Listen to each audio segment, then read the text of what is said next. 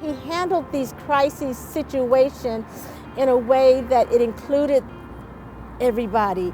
Even when he started transplantation, you know, he talked about running into different hospitals in different states, and here comes his team of people to come do this liver transplant or take an organ, and how he had to warm up, or how it was important to warm up or include the hospital staff, the people that were there, you know, to make them feel a part of, because they were a part of, and to let them know that they were a part of this whole thing that was going on.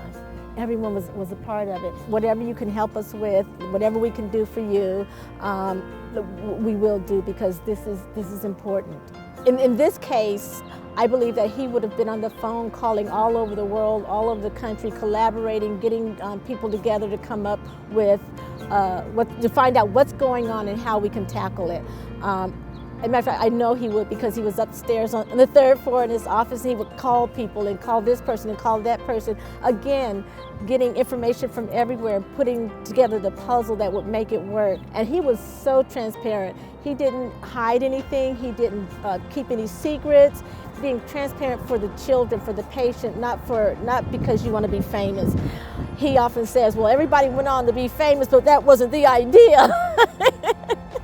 But he was so happy that many of us, or many of his fellows that went on, actually did go on and do great things because of the children or because of the patients, and not because of themselves. Because oftentimes we get caught in the name game.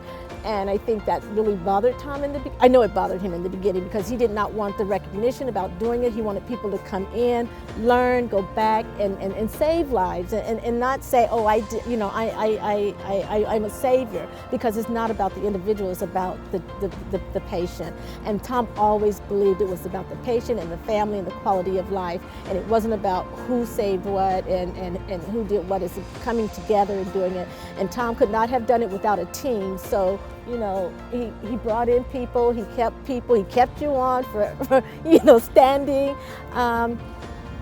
He had an eye and a heart or a feeling, and I think it's very spiritual, that he knew the people to bring in.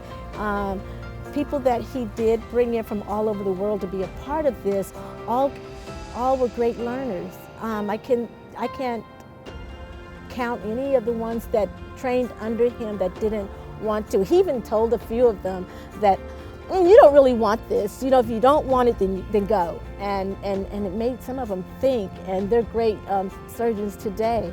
But it's the transparency is so important in collaborating, and we're wasting time by not being transparent and not collaborating, because what's happening is that everyone has a pocket here doing something. Everyone has a pocket. Some people have a pocket here doing research, and some of them are doing the same thing, duplicating cases, and it doesn't have to be that way. I can only imagine how far along we would be with this coronavirus if people would just collaborate and come together and not run to the table and say, I got the answer, I have the answer, I have the cure. But if they all came together and shared their experience and what they can do, I honestly believe that we would have some medication to help with the coronavirus. And I think Tom, and I know Tom believed that too.